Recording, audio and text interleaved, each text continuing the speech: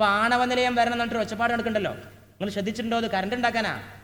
Current കൂടും, വോൾട്ടേജൊക്കെ ഭയങ്കരമാവും. നമ്മളപ്പോഴത്തെ ഈ മെഴുകുതിരി കത്തിക്കുന്ന വോൾട്ടേജ് പോയിട്ട് നല്ല ലൈറ്റ് കിട്ടും.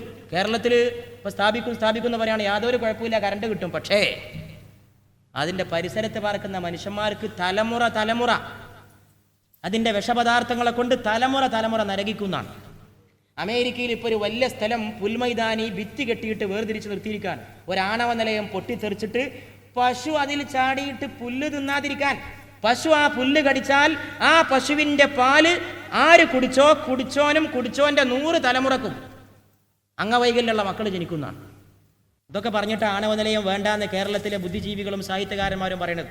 അപ്പോൾ ഭരിക്കുന്നവർ പറയും, നമ്മൾ നടപ്പിലാക്കും ഇലക്ട്രിസിറ്റി, പുരോഗതി തന്നെയാണ്. പക്ഷെ ഒരു പുരോഗതിക്ക് വേറൊരു ദോഷമുണ്ട്, അത് കാണണമെന്നേ പറയണുള്ളൂ. ഇലക്ട്രിസിറ്റി കിട്ടണ്ടെന്ന് ആർക്കും അഭിപ്രായമില്ല, ഇലക്ട്രിസിറ്റി വേണം. പക്ഷെ എങ്ങനെ വേണം? ഈ ആണവ നിലയത്തിന് പുറത്തേക്ക് തള്ളുന്നൊരു ചണ്ടിയുണ്ട്, അതിൻ്റെ അവശിഷ്ടം. ആ ചണ്ടി കൊണ്ടുപോയിട്ട് കുഴിച്ചു മൂടണമെങ്കിൽ ലക്ഷോപലക്ഷം ഉറുപ്യ വേണം. അമേരിക്കയിൽ അത് കുഴിച്ചു മൂടാൻ സംവിധാനമുണ്ട്. വലിയ ഗ്യാസ് കുപ്പിയിലാക്കിയിട്ട് ഭൂമിയിൽ കബറടക്കിയെടുക്കുകയാണ്. ഇന്ത്യയിൽ ഒരാണവ നിലയത്തിനും അത് കുഴിച്ചു മൂടാനുള്ള പണമില്ല എന്നാണ് പറയണത്. അപ്പോൾ അത് അവിടെയും കൊണ്ടേ കൂട്ടും. അത് നോക്കിയാൽ മതി, ചണ്ടി നോക്കിയാലേ കണ്ണിലേക്ക് അതിൻ്റെ പോയിസൺ നിറഞ്ഞ രശ്മികൾ വരുമെന്നാണ്. എത്രയോ ആണവ നിലയങ്ങളുള്ള സ്ഥലത്ത് മക്കൾ ജനിക്കുമ്പോൾ കണ്ണില്ലാത്ത കുട്ടി, ഒരു കാലുള്ള കുട്ടി, 3 കണ്ണുള്ള കുട്ടി, കയ്യും കാലും കൂടി കൂട്ടി ഒട്ടിച്ച കുട്ടി, അങ്ങനെയൊക്കെ. മരം കീഴ്പോട്ട് വളരാന്ന് പറഞ്ഞാൽ അതിൻ്റെ അത്ഭുതം എന്താണ്? നിങ്ങൾ ആലോചിച്ച് നോക്കൂ. മരത്തിൻ്റെ കൊമ്പ് കിഴ്ക്കാൻ തൂക്ക്. അപ്പോൾ മനുഷ്യൻ സുഖത്തിന് വേണ്ടി ചെയ്യുന്നതൊക്കെ അവനെ ദോഷം ഉണ്ടാക്കുന്നുണ്ടെന്ന് മനസ്സിലാക്കിയാൽ മതി. ഇപ്പം ഈ പാട നേരത്തെ ആരുണ്ടാക്കിയതാ? സൂര്യൻ്റെ അൾട്രാവയലറ്റ് രശ്മി മനുഷ്യൻ്റെ മുകളിൽ തട്ടാൻ പാടില്ല എന്ന് വിചാരിച്ചിട്ട് അവിടെ പാടുണ്ടാക്കണമെങ്കിൽ അത് ഉണ്ടാക്കാനുള്ളൊരു ആൾ വേണല്ലോ, ഒരു ശക്തി. ഇത് അൾട്രാവയലറ്റാണ്, അത് പോയിസണാണ്. അത് ഞാൻ പടച്ച മനുഷ്യൻ്റെ മേൽ തട്ടരുത്, അവൻ അപകടമുണ്ടാകരുത് എന്ന് കരുതിക്കൊണ്ടത് സംവിധാനിച്ച അല്ലാഹു റബ്ബുൽ ഇസ്സത്ത്, ആ റബ്ബിനെ എത്ര സ്തുതിക്കണം. അതാണ് ഇപ്പോൾ കൊണ്ടുപോയിട്ട് നശിപ്പിക്കാൻ നോക്കുന്നത്. പ്രപഞ്ചത്തിനൊരു ബാലൻസ് ഉണ്ട്, ഒരു ക്രമം. അത് മനുഷ്യൻ തെറ്റിക്കരുത്. തെറ്റിച്ചാൽ ആപത്തുണ്ടാവും, തെറ്റിച്ചാൽ വലിയ ആപത്താണ്. അതാണ് ഇതിലൊക്കെ നമുക്ക് കാണാൻ സാധിക്കുന്നത്. ക്യാൻസർ ഉണ്ടാക്കുന്നതിൽ ഈ രശ്മി വലിയ പങ്ക് വഹിക്കുന്നു എന്നാണ്. ഇപ്പം നിങ്ങൾ ശ്രദ്ധിച്ചിട്ടുണ്ടോ സുഹൃത്തുക്കളെ? ചൂട് കൂടുതലാണല്ലോ. ഒരു 80 വയസ്സുള്ള ആളോട് ചോദിച്ചു നോക്കണം, നിങ്ങളെ ചെറുപ്പകാലത്ത് വേനൽക്കാലത്തുള്ള ചൂടും ഇപ്പോഴത്തെ വേനൽക്കാലത്തെ ചൂടും തമ്മിൽ വ്യത്യാസം ഉണ്ടോ എന്ന്. അദ്ദേഹം ഉറപ്പിച്ച് പറയും, എൻ്റെ ചെറുപ്പകാലത്ത് ചൂട് ഇത്ര കൂടുതലുണ്ടായിരുന്നില്ല, ഇപ്പോൾ ഉഷ്ണം കൂടിയിട്ടുണ്ടെന്ന് പറയും. പറഞ്ഞതാ അതിൻ്റെ കാരണം എന്ന് ടൈം മാഗസിനിലെ ശാസ്ത്രജ്ഞന്മാർ പറയുന്നു. അപ്പം ഞാൻ പറഞ്ഞുകൊണ്ട് വന്നത്, ഇങ്ങനെയൊക്കെ ആണെങ്കിലും ചില നിയന്ത്രണങ്ങൾ നമുക്ക് ആവശ്യമാണ്. എത്ര ആൾക്കാർ ഇപ്പോൾ ക്യാൻസർ പിടിച്ച് മരിക്കണത്? എല്ലാ ക്യാൻസറും ഇങ്ങനെ തന്നെയാണെന്ന് എനിക്ക് അഭിപ്രായമില്ല. വേറെ കുറേ കുഴപ്പങ്ങൾ നമ്മുടെ ജീവിത രീതി കൊണ്ട് ഉണ്ടായി എന്ന് വരുന്നുണ്ട്. പിന്നെ ഇപ്പോൾ എയ്ഡ്സും ഉണ്ടല്ലോ അതിൻ്റെ കൂടെ തന്നെ, വലിയ മുന്തിയ സാധനം. അതുകൊണ്ട് വളരെ പേടിക്കണം. ആസ്പത്രിയിൽ പോകുമ്പോഴൊക്കെ ഇപ്പോൾ പേടിക്കണം. ചോദിക്കണം, ഇഞ്ചക്ഷൻ വെക്കാൻ പോകുമ്പോൾ നഴ്സിനോട് ഞങ്ങളോട് ഉറപ്പിച്ച് പറയാം, ഇത് ചുടുവെള്ളത്തിലിട്ടിട്ട് പ്യൂരിഫൈ ചെയ്തിട്ടുണ്ടോ എന്ന് ചോദിക്കണം. സാധാരണഗതിയിൽ ഒരാളെ ഇഞ്ചക്ഷൻ ചെയ്യാൻ വേണ്ടി കുത്തിയ സിറിഞ്ച് വേറൊരാളെ മേലെ കുത്തണമെങ്കിൽ നല്ല തിളച്ച വെള്ളത്തിലിട്ടിട്ട് പതപ്പിക്കണം, എന്നിട്ട് അതിലുള്ള വേംസിനെ കൊല്ലണം. പക്ഷേ ഇത് എത്ര നഴ്സുമാർ ചെയ്യുന്നുണ്ട്? അത് ചെയ്യാതെ വല്ല പച്ചവെള്ളത്തിലും കൊണ്ടേ കിലുക്കിയിട്ടാ വരണമെങ്കിൽ നിങ്ങൾ ചെല്ലുന്നതിന് മുമ്പ് ആ സിറിഞ്ച് കുത്തിയവന് എയ്ഡ്സ് ഉണ്ടെങ്കിൽ ഈ സിറിഞ്ചിലൂടെ അത് പകർന്നിട്ട് നരകിച്ച് മരിക്കേണ്ടി വരും, നിങ്ങൾ ചെയ്യാത്ത കുറ്റത്തിന്. വേശ്യാലയത്ത് പോയവൻ്റെ രോഗമാണ് എയ്ഡ്സ്. നമ്മൾ വേശ്യാലയം ചിന്തയും കൂടി ചെയ്തിട്ടുണ്ടാവില്ല. പക്ഷെ ആസ്പത്രിയിൽ ഇപ്പം നിങ്ങളും ഞാനും മാത്രമാണോ പോണത്? അള്ളാഹു പറയുകയാണ്, ഒരു അദാബ് വരുമ്പോൾ ഭൂമിയിലെ നല്ലവർക്ക് മാത്രമല്ല, ചീത്തവർക്ക് മാത്രമല്ല, നല്ലവർക്കും ആ അദാബ് വന്നു പോകും. ആസ്പത്രിയിൽ പോകുമ്പോൾ ചോദിക്കുക, ഇതിനെക്കുറിച്ചൊക്കെ അത്യാവശ്യം ഒരു സാക്ഷരത നമുക്കുണ്ടായിരിക്കണം. ഇതിൻ്റെ ഒരു സാക്ഷരത, എന്തിനും ഇപ്പോൾ സാക്ഷരതയുള്ളൂ. ഈ വൈദ്യശാസ്ത്രത്തിൻ്റെ ഒരു സാക്ഷരത, അതിൻ്റെ ABCD പഠിച്ച് മനസ്സിലാക്കി വെക്കുക, ചോദിക്കുക.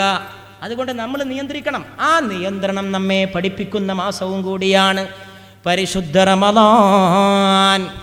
ആ റമദാൻ സ്വാതന്ത്ര്യത്തിൻ്റെ മാസമാണ്. എല്ലാ അർത്ഥത്തിലുമുള്ള സ്വാതന്ത്ര്യം അല്ലാഹു നമുക്ക് നൽകുന്നു.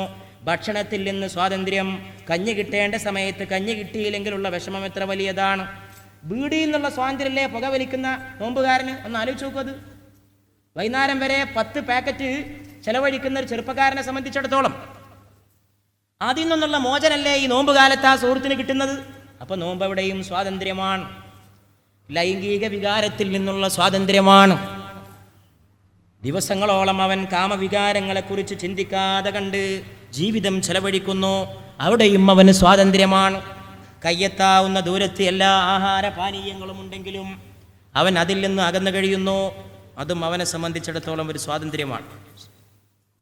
അല്ലാഹു സുബ്ഹാനഹു വ തആല പരിശുദ്ധ റമളാനിന് ഏറ്റവും വലിയ സ്വാതന്ത്ര്യത്തോടുകൂടി മനുഷ്യനെ നിർണയിച്ച് അയച്ചു തന്നിരിക്കുന്നു. സ്വാതന്ത്ര്യത്തിൻ്റെ മാസം. ആ മാസം ഇവിടെ പറയാൻ പോവാണ്. ഇനി എത്ര ദിവസം റമളാൻ ഉണ്ടാവും എന്ന് പറയാൻ കഴിയില്ല. ലൈലത്തുൽ ഖദറാകാൻ സാധ്യതയുള്ള ഒടുക്കത്തെ 10 വരുന്നതോടെ ആ മാസം വിട പറയാൻ ഒരുങ്ങുകയാണ്. റമളാൻ ഒരു ഡിസിപ്ലിനാണ്, ഒരു അച്ചടക്കം. അച്ചടക്കമില്ലാതെ ഒരൊറ്റ സമൂഹത്തിന് മുന്നോട്ട് പോകാൻ സാധിക്കില്ല. ഡിസിപ്ലിൻ ഏത് രംഗത്തും ആവശ്യമാണ്. അച്ചടക്കം. ആ അച്ചടക്കം സത്യവിശ്വാസിക്ക് പരിശുദ്ധ റമളാൻ. ആ റമളാന്റെ മാസമാണ് വിട പറയാൻ പോകുന്നത്.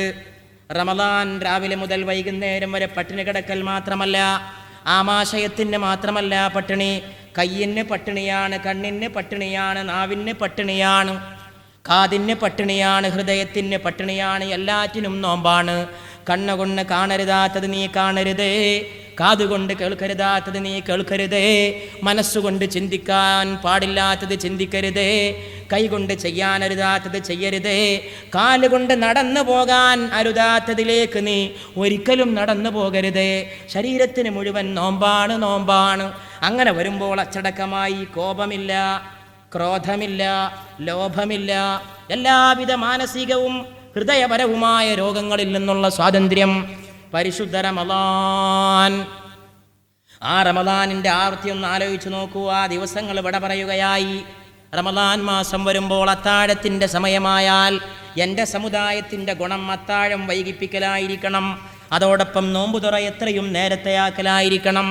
ലോകം ഒരിക്കലും പിഴച്ചു പോവുകയില്ല നേരത്തെ നോമ്പ് തുറക്കുന്നവർ ഉണ്ടായിരിക്കുന്നിടത്തോളം കാലമെന്ന് അഷ്റഫുൽ മഖ്ലൂഖീന നജ്മുൽ ഹുദാ സയ്യിദുൽ വറാ മുഹമ്മദ് മുസ്തഫ സല്ലല്ലാഹു അലൈഹി വആലിഹി വഅസ്ഹാബിഹി വസല്ലം പറയുകയാണ്. നേരത്തെ നോമ്പ് തുറക്കണം. അല്ലാഹുമ്മ ലക സുംതു വലക അഫ്തർതു. അല്ലാഹുവേ, നിനക്ക് വേണ്ടി ഞാൻ നോമ്പ് നോറ്റു, നിനക്ക് വേണ്ടി തന്നെ ഞാനിത് മുറിക്കുകയും ചെയ്യുന്നു. അതുകൊണ്ടാ തമ്പുരാൻ പറയുകയാണ്, അസ്സൗമു ലീ വഅനാ അജ്സീ ബിഹി. നോമ്പ് എനിക്കുള്ളതാണ്, ഞാനാണതിന് പ്രതിഫലം കൊടുക്കുന്നവൻ. നിസ്കാരവും ഹജ്ജും സക്കാത്തും ഒക്കെ അള്ളാഹ്ക്കന്നല്ലേ, പിന്നെന്താ നോമ്പ് പ്രത്യേകം എടുത്തു പറയാൻ കാരണം? നോമ്പ് അങ്ങനെയാണ്. നിസ്കാരം ചിലപ്പോൾ ലോകരറിയും, സദക്കയും ചിലപ്പോൾ ലോകരറിയും, സക്കാത്തും ചിലപ്പം ലോകരറിയും, ഹജ്ജ് ഏതായാലും അറിയാലോ. പോകുമ്പോൾ ഒരു യാത്രയപ്പ്, വിമാനം കയറാൻ നേരത്തെ ഒരു യാത്രയപ്പ്. ഇതിൻ്റെ ഒന്നും ആവശ്യമുണ്ടെന്ന് എനിക്ക് യാതൊരു അഭിപ്രായമില്ല. ഈ ഹജ്ജിന് പോകുന്നവർക്ക് യാത്രയപ്പ് കൊടുക്കുന്നതിന് ഞാൻ ഭയങ്കര എതിരാണ്. ആർക്ക് ഇഷ്ടപ്പെട്ടാലും ശരി ഇല്ലെങ്കിലും ശരി. നിസ്കരിക്കാൻ പോകുന്നവരാരെങ്കിലും യാത്രയപ്പ് കൊടുക്കും? ഒരു വിഭാഗത്ത് ചെയ്യാൻ പോവാണ്.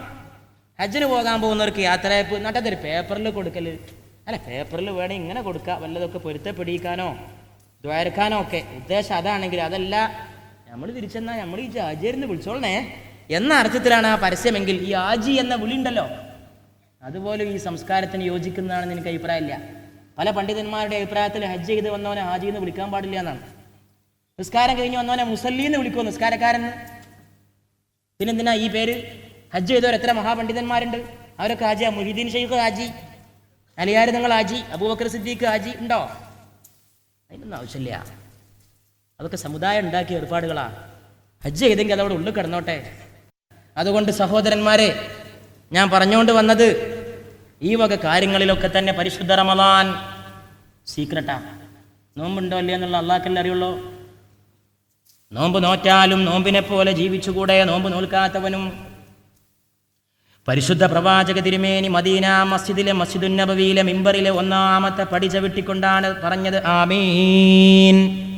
സഹാബത്ത് കാരണം ചോദിച്ചപ്പോഴാണ് മറുപടി നൽകിയത്, റമളാൻ വന്നിട്ട് അതിനെ പുച്ഛിക്കുന്നവന്റെ നേരെ അള്ളാഹു കാരുണ്യത്തിന്റെ നോട്ടം നോക്കാതിരിക്കട്ടെ എന്ന് ജിബ്രീൽ ദുആ ചെയ്തപ്പോൾ ഞാൻ അതിന് ആമീൻ ചൊല്ലിയതാണ്. സഹാബത്തെ, നാളെ ആഖിറത്തിൽ അള്ളാഹു ചിലർക്ക് ശഫാഅത്ത് ചെയ്യാൻ ഒരുങ്ങുമ്പോൾ മലക്കുകൾ വന്നുകൊണ്ട് പറയുന്നു, അവർക്ക് ശഫാഅത്ത് ചെയ്യരുത് നബിയേ. എന്താണ് അങ്ങനെ പറയാൻ കാരണം? അവരെൻ്റെ ഉമ്മത്തികളല്ലയോ എന്ന് റസൂല് ചോദിക്കുമ്പോൾ മലക്കുകൾ പറയുന്നു, ഇവർ റമളാനിനെ പരിഹസിച്ചവരും അവഗണിച്ചവരുമാണ്. അപ്പോൾ അള്ളാഹുവിൻ്റെ റസൂല് പറയുകയാണ്, റമളാൻ ഇവർക്ക് ശത്രുവാണെങ്കിൽ ഞാനും അവർക്ക് ശത്രുവാണ്, അവരെനിക്കും ശത്രുവാണ്, ഞാൻ അവർക്ക് വേണ്ടി ശഫാഅത്തില്ല. അത്താഴത്തിൻ്റെ സമയമാകുമ്പോൾ ഉറക്കമിളച്ചിട്ട് അത്താഴം കഴിക്കാനുള്ള ബുദ്ധിമുട്ട്. പക്ഷെ അത്താഴം കഴിക്കണം. അത്താഴം കഴിക്കാതെ നോമ്പ് നോൽക്കണമെന്നൊന്നുമില്ല, അത്താഴം കഴിക്കണമെന്നാണ്. സഹറി കഴിക്കണം എന്നതിൽ പ്രത്യേകമായ താല്പര്യം പ്രവാചകൻ പ്രകടിപ്പിച്ചിരിക്കുന്നു. അത് കഴിയുമെങ്കിൽ നീട്ടിക്കൊണ്ടു പോകണം, വൈകണം.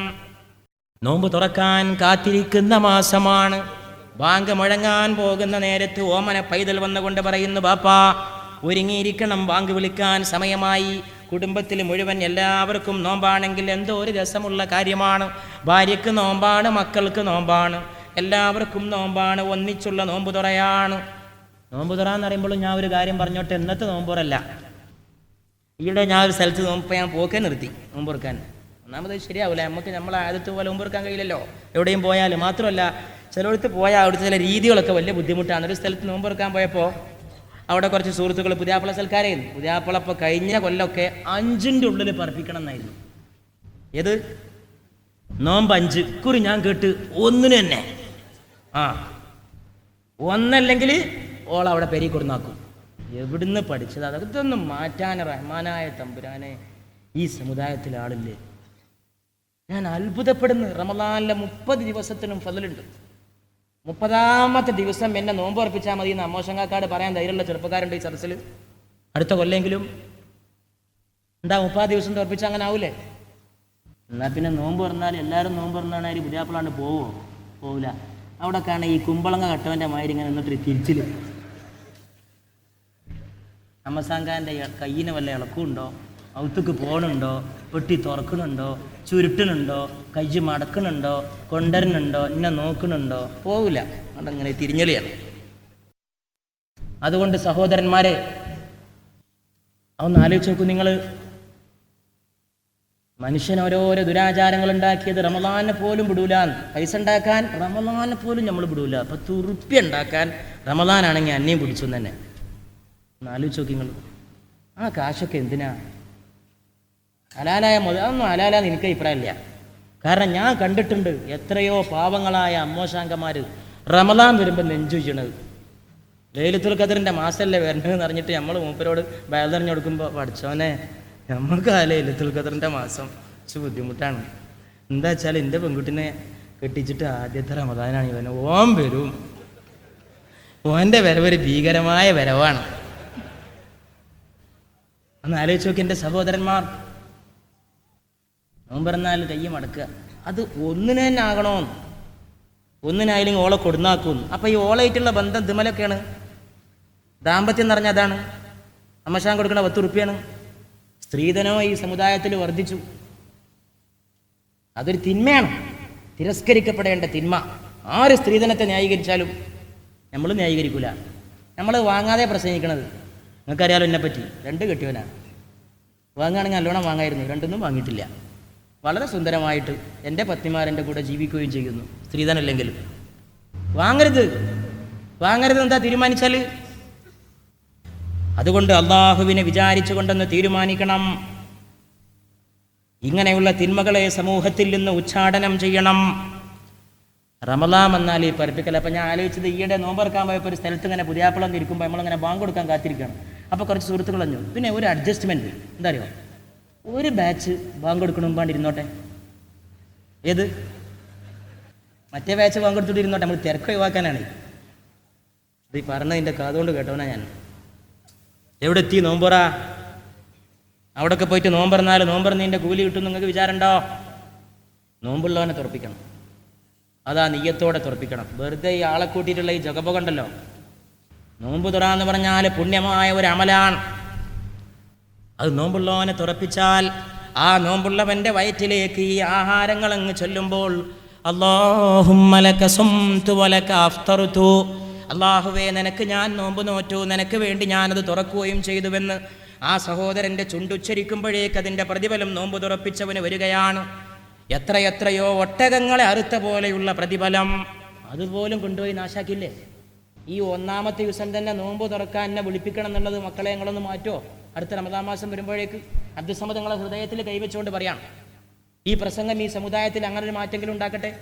ഈ റമദാൻ മാസത്തിൽ പെണ്ണെട്ടാൻ പോണ ചെറുപ്പക്കാരില്ല ഇവിടെ നല്ല ചെറുചെറുക്കുള്ള മക്കളതായിരിക്കണം. നിങ്ങളൊന്ന് തീരുമാനിക്കുക. നിങ്ങൾ പറയണം നിങ്ങളെ കല്യാണം കഴിഞ്ഞാൽ. ഞങ്ങൾക്ക് അതിൻ്റെ ആവശ്യമില്ല. റമദാൻ മാസം ഏത് ദിവസമെങ്കിലും വന്നിട്ട് തുറന്നോളാം. അതിന് പ്രത്യേക ആചാരമൊന്നും വേണ്ട. കുടുംബത്തിൻ്റെ കൂടെ ഒരു സ്നേഹത്തോടെ ഇരുത്തം. അത് ഒന്നിനു തന്നെ എന്ന് പറയരുത്. ഒന്നില്ലെങ്കിൽ നിങ്ങൾ ആ പെൺകുട്ടിയെ ബുദ്ധിമുട്ടിക്കരുത്. അവൾ അള്ളാഹുവിൻ്റെ മുമ്പിൽ നിങ്ങൾ അവളെ കരാറായിട്ട് ഏർപ്പെടുത്തിയതാണ്. മീസാഖുൻ ഗലീദ്, ബലിഷ്ഠമായ കരാറാണ് ദാമ്പത്യമെന്ന് അള്ളാഹു ഖുർആനിൽ പറയുന്നു. അത് 10 റുപ്യയ്ക്ക് വേണ്ടി വലിച്ചെറിയാനുള്ളതല്ല. നിങ്ങൾ ഗൗരവത്തോടെ ചെറുപ്പക്കാർ മനസ്സിലാക്കണം. അതിരിക്കട്ടെ. അതുകൊണ്ട് സഹോദരങ്ങളെ, ഈ റമദാൻ നമ്മുടെ ആ അത്താഴത്തിൻ്റെയും നോമ്പുതുറയുടെയും സമയം. പിന്നെ തറാവീഹിൻ്റെ രാവാണ്. ആ മാസമിതാ വിട പറയാൻ പോവുകയായി. വെളിച്ചത്തിൻ്റെ മാസമിതാ വിട പറയുകയാണ്. കണ്ണീരോടുകൂടി റമദാൻ എന്ന വിരുന്നുകാരൻ പോകുന്നത് കാണാൻ മുഅ്മിൻ യാത്ര പറയാൻ ഒരുങ്ങിയിരിക്കുകയാണ്. റമദാൻ ഇങ്ങനെ വന്നിട്ട് ശഅബാൻ മാസം ഒടുക്കത്തിൽ റമദാനിൻ്റെ ശവ്വാൽ, റമദാനിൻ്റെ ചന്ദ്രിക തെളിയാൻ നേരത്ത് പൂർണ്ണമായും മുഅ്മിനീങ്ങൾ ഉറ്റുനോക്കി. 3 കൂട്ടരുണ്ടായിരുന്നു റമദാൻ മാസം വന്നപ്പോൾ. ഒരു കൂട്ടർ റമദാൻ മാസം ഇങ്ങനെ ദൂരന്ന് വരുമ്പോൾ സന്തോഷത്തോടുകൂടി വരവേൽപ്പ് നൽകാൻ കാത്തിരുന്നു. വിരുന്നുകാരൻ വരികയായി. അല്ലാഹുമ്മ ബാരിക്നാ ഫീ റജബിൻ വശഅബാൻ വബല്ലിഗ്നാ റമദാൻ. അല്ലാഹുവേ, റജബിലും ശഅബാനിലും ഞങ്ങൾക്ക് ബർക്കത്ത് ചെയ്യണേ, റമദാനിലേക്ക് ഞങ്ങളെ എത്തിക്കണേ എന്ന് മുഹമ്മദുർ റസൂലുള്ളാഹ് സ്വല്ലല്ലാഹു അലൈഹി വആലിഹി വഅസ്ഹാബിഹി വസല്ലം ദുആ ചെയ്യാറുണ്ടായിരുന്നു. ആ റമദാനാണ് ഈ റമദാൻ. റമദാൻ ഇങ്ങനെ ദൂരന്ന് വരുമ്പോൾ വിരുന്നേര് വരാനായി തന്നെ ഇതും. വിരുന്നേര് വരുമ്പോൾ ഉണ്ടാവുമല്ലോ ഈ 3 കൂട്ടർ. ഒരു കൂട്ടരാണെങ്കിൽ പഠിച്ചവനെ സന്തോഷമായി, ഓനെ കുറേ കാലമായി കണ്ടിട്ട്. വേറൊരു കൂട്ടരാണെങ്കിൽ പണ്ടാരക്കാലിനെ അടക്കി. എത്ര ദിവസമാവോ അതുണ്ടാവുമല്ലോ. ചിലവരാണെങ്കിലോ വന്നാൽ പിന്നെ അടിയിടണേ കൂട്ടുമായിരിക്കും. അതുകൊണ്ട് ആ സ്വഭാവം തന്നെ റമദാന്റെ കാര്യത്തിൽ. ചിലർ ദൂരത്തുനിന്ന് തന്നെ സ്വാഗതം ചെയ്യാൻ തീരുമാനിച്ചു. ചിലർ ദൂരത്തുനിന്ന് തന്നെ ശപിക്കാൻ തീരുമാനിച്ചു. പണ്ടത്തെ മാതിരി ഹോട്ടലിൽ കയറാനാകുമോ? ബീഡി വലിച്ച് റോട്ടിലൂടെ പോകാനാകുമോ? വിശന്നിട്ട് എങ്ങനെ നടക്കാൻ കഴിയും? എനിക്കൊന്ന് തിരുത്തണം. ഞാനെങ്ങനെ പുറത്തിറങ്ങാനാണ്? ബുദ്ധിമുട്ടുള്ള ഒരു എടങ്ങേറിൻ്റെ 30 ദിവസത്തെ ജയിലറ. അങ്ങനെ കരുതിയവരൊക്കെ ഉണ്ടാവും. ഞാൻ വെറുതെ പറയാൻ നിങ്ങൾ വിചാരിക്കണ്ട. റമദാൻ വരുമ്പോഴേക്ക് സന്തോഷിച്ചവർ ഒരു ഭാഗത്ത്, വളരെയേറെ ദുഃഖിച്ചവർ വേറൊരു ഭാഗത്ത്. രണ്ടിൻ്റെ അടിയിൽപ്പെട്ടവരുണ്ടാവും. മാസമൊക്കെ തിരക്കിടില്ല, നമുക്ക് കുറച്ച് അടങ്ങറാ. വെയിലത്തിൽക്കത്തിലൊക്കെ ഉണ്ടെന്ന് മോലയിൽ വേണമെന്നൊക്കെ പറഞ്ഞിട്ടുണ്ട്. 20,000 കൂലിയാണ്. പക്ഷെ നമുക്ക് പള്ളിയിൽ നിന്നൊരു കാഴ്ചയാണ്. ഇടയ്ക്കിടയ്ക്ക് ഇങ്ങനെ വെള്ളം കുടിച്ചണം. വേറെ കുഴപ്പമൊന്നുമില്ല, ചോറും കഞ്ഞൊന്നും വേണ്ട, വെള്ളം ഇങ്ങനെ ചെല്ലണം. അതുകൊണ്ട് എനിക്കൊരു വലിയ ബുദ്ധിമുട്ടാണ്. പരിശുദ്ധ റമദാനെ വരവേറ്റു നൽകിയവരും പരിശുദ്ധ റമദാൻ പിരിഞ്ഞു പോകുമ്പോഴും മുസ്ലിം സമുദായത്തിൽ 3 വിഭാഗമുണ്ട്. ഒരു വിഭാഗം കണ്ണീരോടുകൂടി പരിശുദ്ധ റമദാന് യാത്രയയപ്പ് നൽകുന്നു. ഇനി ഈ ഭക്തിയുടെ വസന്തോത്സവം തിരിച്ചു വരുമ്പോൾ ഞാനുണ്ടാകുമോ? അടുത്ത നോമ്പ് തുറക്കും അടുത്ത അത്താഴത്തിനും ഞാനുണ്ടാകുമോ? റമദാൻ പോയിക്കൊണ്ട് ശവ്വാലിൻ്റെ ചന്ദ്രിക ഉദിച്ചു വരാൻ പോകുമ്പോൾ മൂമിൻ്റെ കരളിൽ ദുഃഖമാണ്, കണ്ണീരിങ്ങനെ ചാലിട്ടൊഴുകുകയാണ്. നോമ്പുതുറയുടെ മാസമേ, കുഞ്ഞുമക്കളുടെ ആനന്ദത്തിൻ്റെ മാസമേ, ബർക്കത്തിൻ്റെ മാസമേ, ബർക്കത്തിൻ്റെ റഹ്മത്തിൻ്റെ ഖുദ്റത്തിൻ്റെ ഇഹ്സാൻ്റെ ഗുഫ്റാന്റെ മാസമേ. അസ്സലാമു അലൈക യാ ശഹ്റ റമദാൻ, അസ്സലാമു അലൈക യാ ശഹ്റർ റഹ്മതി വർ-റിദ്വാൻ, അസ്സലാമു അലൈക യാ ശഹ്റൽ ബർക്കതി വൽ ഇഹ്സാൻ, അസ്സലാമു അലൈക യാ ശഹ്റൽ അഫ്വി വൽ ഗുഫ്റാൻ, അസ്സലാമു അലൈക യാ ശഹ്റൻ നൂറി വൽ മസാബീഹ്, അസ്സലാമു അലൈക യാ ശഹ്റസ് സുറൂരി വത്തറാവീഹ്, അസ്സലാമു അലൈക യാ ശഹ്റ റമദാൻ. ഇന്ന് എത്ര മസ്ജിദുകളിലാണ് ആയിരക്കണക്കിന് ഖതീബുമാർ ഈ പരിശുദ്ധ റമദാൻ വരവേ യാത്രയയപ്പ് നൽകിയിട്ടുള്ളത്. റമദാനെ വിട പറയുകയാണ്. അപ്പോൾ ഉണ്ടാവും മോമിനീങ്ങൾ പള്ളിക്കകത്ത് ഒതുങ്ങിരുന്നിട്ട് ആരും കാണാതെ ഉള്ളുകൊണ്ട് വിങ്ങിപ്പൊട്ടിക്കരയുന്നു. 80 കൊല്ലത്തെ ഇബാദത്ത് ഒറ്റരാവ് കൊണ്ട് കിട്ടുന്ന പുണ്യമാസമേ, വീട്ടിൽ നിന്ന് ഒരു ഉറ്റവൻ മരിച്ചു പോയ പോലെയാണ് റമദാൻ മാസം കഴിയുമ്പോൾ ഒരു മോമിൻ ഉണ്ടാവുക. ഒരു വിരുന്നുകാരൻ വരുമ്പോൾ, ഒരു ആഘോഷം വരുമ്പോൾ വീട് നമ്മൾ വെള്ളമലിക്കാറില്ലേ? പെയിന്റ് ചെയ്യാറില്ലേ, അലങ്കരിച്ചു വെക്കാറില്ലേ? അങ്ങനെ റമദാൻ വരുമ്പോൾ നമ്മുടെ മാനസങ്ങളെ നമ്മൾ സംസ്കരിച്ചു വെക്കുന്നു, ശുദ്ധീകരിച്ചു വെക്കുന്നു. ഇപ്പം എത്ര ക്ലീനാണ്! പിശാച് ചങ്ങലക്കിട്ട മാസമാണ്, സ്വർഗവാതിലുകൾ തുറക്കപ്പെട്ട മാസമാണ്, നരകവാതിലുകൾ കൊട്ടിയടക്കപ്പെട്ട മാസമാണ്. ആ മാസം പോയി മറഞ്ഞല്ലോ. അസ്സലാമു അലൈക യാ ഷഹ്റ റമദാൻ. ഇനി ഇതങ്ങ് പോയിട്ട് ലൈലത്തുൽ ഖദറും കഴിഞ്ഞ് ഒടുക്കത്തെ 10 കഴിഞ്ഞ് റമദാൻ അങ്ങ് പോയാൽ, അപ്പോൾ ഈ ഒടുക്കത്തെ 10 കഴിഞ്ഞിട്ട് റമദാൻ അങ്ങ് വിട പറഞ്ഞാൽ ശവ്വാൽ മാസത്തിൻ്റെ വരവാണ്. പിന്നെ ചന്ദ്രക്കല ഉദിക്കുകയാണ്. ആ ചന്ദ്രക്കല കാണാനുമുണ്ടൊരാവേശം. ആർക്കാ പെരുന്നാൾ ആഘോഷിക്കാൻ നേരം ഞാൻ കൂട്ടത്തിൽ പറയാണ്, ഈദുൽ ഫിത്ർ ആർക്കുള്ളതാണെന്നറിയോ? റമദാൻ സ്വീകരിച്ചവൻ. നിങ്ങളൊന്ന് ആലോചിച്ച് നോക്കൂ. ഈ ശവ്വാൽ മാസം ഞാൻ സാധാരണ ചിന്തിക്കാറുണ്ട്, ഏറ്റവും കൂടുതൽ റമദാനെ പുച്ഛിച്ചവർക്കായിരിക്കും പെരുന്നാൾ വരുമ്പോൾ ഏറ്റവും വലിയ ആവേശം. ഓലാണ് ഈ റമദാൻ 29 മുമ്പ് പടക്കം വാങ്ങിക്കുന്നത്. ഏത് ഈ 28 പടക്കം പൊട്ട് കേൾക്കുമ്പോൾ എന്തോ ഒരു പ്രയാസമാണെന്നറിയോ? ഇപ്പം ഒന്ന് കഴിഞ്ഞിട്ടെങ്കിൽ എന്നല്ലേ ആ കള്ള ഹമുക്കിൻ്റെ വിചാരം. വൃത്തികെട്ടവൻ, ഈ സമുദായത്തിലെ ഇത്തിക്കണ്ണി, അവൻ എന്ത് കാര്യം ഈ ഈദുൽ ഫിത്തറിൽ? ഇത് അള്ളാഹുവിൻ്റെ മാസമാണ് റമദാൻ. ആ റബ്ബിന്റെ മാസം തന്നെയാ ശവ്വാലും. ഈദുൽ ഫിത്ർ കൊണ്ടുവന്നത് വേറെ ആരുമല്ല, മുഹമ്മദ് മുസ്തഫ തന്നെയാണ് സല്ലല്ലാഹു അലൈഹി വസഹബിഹി വസല്ലം. അല്ലാമ ഇഖ്ബാലിൻ്റെ ഒരു കവിത ഉണ്ട് ശവ്വാലിനെ പറ്റി. അത് കേൾക്കുമ്പോൾ മനസ്സിലാവും നോമ്പും ശവ്വാലും തമ്മിലുള്ള വ്യത്യാസം, ബന്ധം. ശവ്വാൽ A Noore നിഗാഹെ റോസ്ദാർ ആഖത്തെ തെരേ ലിയേ Muslim സറാപാ ഇന്തസാർ. Shawwal, Shawwal ചന്ദ്രികെ A നൂറെ നിഗാഹെ റോസ്ദാർ. നോമ്പുകാരൻ്റെ കണ്ണിലെ വെളിച്ചമേ. ആ മനുഷ്യൻ എഴുതിയ വാക്കിനൊക്കെ എന്തോ ഒരു അർത്ഥമാണ്. അയാളെ പ്രേമിക്കാതിരിക്കാൻ ഒരു ഇസ്ലാം സ്നേഹിക്ക് സാധിക്കുമോ? അല്ലാമ ഇഖ്ബാലിനെ പോലെ ഒരു മുത്ത് മനുഷ്യനെ പ്രേമിക്കാതിരിക്കാൻ ഒരു ഇസ്ലാം ചെറുപ്പക്കാരന് സാധിക്കുമോ? ശവ്വാൽ, ശവ്വാൽ ചന്ദ്രികെ നൂറെ നിഗാഹെ റോസ്ദാർ. നോമ്പുകാരൻ്റെ കണ്ണിലെ വെളിച്ചമേ. ആ പറഞ്ഞതിൽ പെട്ട് ഇപ്പം നമ്മൾ ഈ പറഞ്ഞ വിഷയമൊക്കെ, നോമ്പുകാരനാണ് ശവ്വാൽ ചന്ദ്രിക കാണുമ്പോൾ കണ്ണിൽ വെളിച്ചം ഉണ്ടാവുക. നോമ്പ് നോറ്റവന് കണ്ണിൽ വെളിച്ചം, നോൽക്കാത്തവന് ഇരുട്ട്. പക്ഷെ ഓന് പടക്കം പിടിച്ചിട്ട് ആ ഇരുട്ട് ഇല്ലാതാക്കാൻ നോക്കുകയാണ്. പടക്കത്തിൻ്റെ മിന്നലായിട്ടുണ്ടാകുമ്പോൾ ഇരുട്ട് പോകുന്നതാണ് സാധുവിൻ്റെ വിചാരം. ഈദ് പ്രാർത്ഥനയുടെ കാര്യം, ഫിത്ർ സക്കാത്തിൻ്റെ കാര്യം ഞാൻ ഇപ്പോൾ പറഞ്ഞില്ല. അങ്ങനെയൊക്കെ പറഞ്ഞപ്പോൾ സമയം ഇങ്ങനെ വിഷയത്തിന് വല്ലാതെ വ്യതിചലിച്ചിട്ട് നീണ്ടുപോകും. ഫിത്ർ സക്കാത്ത് വളരെ പ്രധാനമാണ്. അതിന് ആരും ഒഴിവില്ല. അവനവൻ ചെലവ് കൊടുക്കാൻ അവനവൻ്റെ കീഴിലുള്ള ബാധ്യസ്ഥരായ ആളുകൾക്കൊക്കെ കണിശമായിട്ട് കൊടുക്കേണ്ട ഒരു സംഗതിയാണ് ഫിത്ർ സക്കാത്ത്. അവിടെ മുതലാളിയും തൊഴിലാളിയൊന്നുമില്ല. ഈ ഫിത്ർ സക്കാത്തിനെ പറ്റി ആൾക്കാർക്ക് ഒരു തെറ്റിദ്ധാരണ ഉണ്ട്, മുതലാളിമാർക്കുള്ളതാണ്. അങ്ങനൊന്നുമില്ല. അവനവൻ്റെ കീഴിൽ ചെലവ് കൊടുക്കാനുള്ള വല്ല കഴിവുള്ളവനൊക്കെ കൊടുക്കണം. ഒരു ദിവസത്തെ സംഗതി കഴിഞ്ഞിട്ട് ബാക്കിയുള്ളവൻ. അതുകൊണ്ട് ഈ പരിശുദ്ധ റമദാൻ വിട പറയുമ്പോൾ ലൈലത്തുൽ ഖദർ എന്ന വിഷയത്തിലേക്ക് ഒന്നുകൂടി തിരിച്ചു വരുമ്പോൾ, പ്രിയപ്പെട്ടവരെ, നമ്മൾ ഓർക്കണം ഏതായി ലൈലത്തുൽ ഖദറിൻ്റെ രാവ്. പ്രിയപ്പെട്ടവരെ, ഇത് ഖുർആൻ ഇറങ്ങിയ രാവാണ്. ഇന്നാ അൻസൽനാഹു ഫീ ലൈലത്തിൽ ഖദർ വമാ അദ്റാക മാ ലൈലത്തുൽ ഖദർ ലൈലത്തുൽ ഖദ്രി ഖൈറും മിൻ അൽഫി ശഹർ തനസ്സലുൽ മലായികതു വർ-റൂഹു ഫീഹാ ബിഇദ്നി റബ്ബിഹിം മിൻ കുല്ലി അംർ സലാമുൻ ഹിയ ഹത്താ മത്ലഇൽ ഫജ്ർ. ആ വഹി ഇറങ്ങിയ സംഗതിയും കൂടി നമ്മളെ ഈ വിഷയത്തിൻ്റെ കേന്ദ്ര ബിന്ദുവാണ്. 40 വയസ്സുള്ള പുണ്യപൂമാൻ ഹിറാ ഗുഹയിൽ പോയിരിക്കുന്ന സമയമാണത്. അള്ളാഹുവിൻ്റെ റസൂൽ ഹബീബായ നബി ഹിറാ ഗുഹയിൽ പോയിരിക്കുന്ന സമയമാണ്. ഖുർആൻ എന്ന ലോകത്തിൻ്റെ ഏറ്റവും വലിയ അനുഗ്രഹം ഷഹ്റു റമദാൻ. ഷഹ്റു റമദാൻ അല്ലദീ ഉൻസില ഫീഹിൽ ഖുർആൻ ഹുദൽ ലിന്നാസി വബയ്യിനാതിൻ മിനൽ ഹുദാ വൽ ഫുർഖാൻ.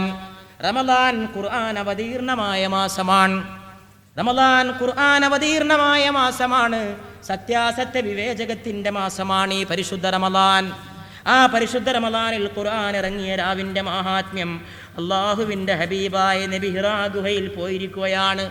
പച്ചപ്പാവപ്പെട്ട സാധു മനുഷ്യൻ എന്ന് പറയാകുന്ന, ആരെയും ഉപദ്രവിക്കാത്ത, ആർക്കും ദോഷമിച്ചിക്കാത്ത ഹബീബായ നബി ഹിറാ ഗുഹയിൽ ഇരിക്കുമ്പോഴതാ അള്ളാഹു അതാ ജിബ്രീലിനെ വിളിച്ചുകൊണ്ട് പറയുന്നു, ജിബ്രീലേ, പോകാൻ സമയമായി. ചരിത്രത്തിലെ ഏറ്റവും വലിയ വിപ്ലവം നടക്കാൻ പോവുകയാണ്. ആകാശഭൂമികൾക്കപ്പുറത്തിലുള്ള ലൗഹുൽ മഹ്ഫൂദിൽ നിന്ന് ഖുർആൻ ഭൂമിയിലേക്ക് ഇറക്കപ്പെടുകയാണ്. ഏത് ഖുർആൻ? ലൗ അൻസൽനാ ഹാദൽ ഖുർആന അലാ ജബലിൻ ലറഅയ്തഹു ഖാശിഅൻ മുതസദ്ദിഅൻ മിൻ ഖശിയത്തില്ലാഹ്. ഈ ഖുർആനിനെ വല്ല മലമുകളിലും കൊണ്ടുപോയിട്ടാണ് നാം അവതരിപ്പിച്ചിരുന്നതെങ്കിൽ ഭയം കൊണ്ട്, ഭക്തി കൊണ്ട്, ബഹുമാനം കൊണ്ട് ആ മലയുടെ ശിരസ്സങ്ങ് കുനിഞ്ഞു പോകുമായിരുന്നുവെന്ന് അല്ലാഹു സുബ്ഹാനഹു വ തആല റബ്ബുൽ ഇസ്സത്ത് പരിശുദ്ധ ഖുർആനിൽ നബിയോട് പറയുകയാണ്. മലയിൽ ഇറക്കിയിരുന്നെങ്കിൽ മല കുനിയുമായിരുന്നു. മനുഷ്യന്റെ തല കുനിയാത്തത് കിബിറിന്റെ ഊക്കൊണ്ടാണ് എന്ന് താല്പര്യം. ആ ഖുർആനാണ് ഈ ഖുർആൻ. അത് എത്ര വലിയ മാറ്റം ലോകത്തുണ്ടാക്കി. അതിറങ്ങിയ രാവാണ് ഈ രാവ് എന്ന് പറഞ്ഞാൽ ഇത് ഖുർആന്റെ രാവാണ്. ഖുർആന്റെ രാവാണ് ലൈലത്തുൽ ഖദ്ർ. ലൈലത്തുൽ ഖദ്ർ ഖുർആനുമായി ബന്ധപ്പെട്ട രാവാണ്. റമളാൻ ഖുർആന്റെ മാസമാണ്. ഉമർ റളിയല്ലാഹു അൻഹു പോലും മാറിയത് ഈ ഖുർആൻ കേട്ടിട്ടല്ലേ വിശ്വസിച്ചത്. മുഹമ്മദിന്റെ തലയെടുക്കാൻ വേണ്ടി നെഞ്ച് വീശിപ്പിടിച്ചുകൊണ്ട്, കൈ വീശിക്കൊണ്ട് മഹാനായ സയ്യിദുനാ ഉമർ റളിയല്ലാഹു അൻഹു ഇസ്ലാം ആശ്ലേഷിക്കുമ്പോൾ നടന്നു പോവുകയാണ്. വഴിയിലൊരാൾ തടഞ്ഞെടുത്തിട്ട് ചോദിച്ചു, ഏയ് എങ്ങട്ടാ പോക്ക്? ഒറ്റ സ്വരത്തിൽ മറുപടി പറഞ്ഞു, മുഹമ്മദിന്റെ തലയെടുക്കാൻ. അന്ന് അല്ലാഹുവിന്റെ റസൂല് ദുആ ചെയ്യുന്ന കാലമാണ്. ഉമറിനെ കൊണ്ട് റബ്ബേ ഈ ദീനിനെ ശക്തിപ്പെടുത്തണേ. ആരായി പിന്നെ ആ മുത്തുമനുഷ്യൻ? മഹാനായ സയ്യിദുനാ ഉമറുൽ ഫാറൂഖ് റളിയല്ലാഹു അൻഹു നേരെ നടന്നു പോകുമ്പോഴുണ്ട് വീട്ടില് ഒരാൾ തടഞ്ഞു നിർത്തിയിട്ട് ചോദിച്ചു, എങ്ങോട്ടാ പോണത്? മുഹമ്മദിന്റെ തലയെടുക്കാൻ. നെയ് വീട് നന്നാക്കിയിട്ട് പോലെ ഈ ഏർപ്പാട്. വീട്ടിലെ അളിയനും പെങ്ങളൊക്കെ വിട്ടുപോയല്ലോ, മുഹമ്മദിന്റെ മതത്ത് ചേർന്നല്ലോ. എന്നിട്ട് അവരെ നേരാക്കാൻ കഴിയോ? പെങ്ങളടക്കം മുഹമ്മദിന്റെ ആളാണ്. അത് നേരാക്കിയിട്ട് പോരെ മുഹമ്മദിന്റെ തലയെടുക്കൽ? പെങ്ങളോ? എൻ്റെ പെങ്ങളോ? വില്ലാളി വീരന്റെ ചോദ്യം. കണ്ണുരുട്ടിക്കൊണ്ട് ഉമർ ചോദിച്ചു, എൻ്റെ പെങ്ങളോ? ഞാനറിയാതെ അവൾ മുഹമ്മദിന്റെ കൂടെ പോവുകയോ?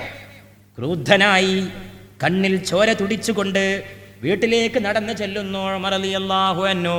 പാവപ്പെട്ട ഉമറിന്റെ പെങ്ങളാദാ വീട്ടിൻ്റെ അകത്തിരുന്നു കൊണ്ട് ഓതുകയാണ് പരിശുദ്ധ ഖുർആൻ. ആ കുഞ്ഞു പെങ്ങൾ അങ്ങനെ ഓതുന്നു.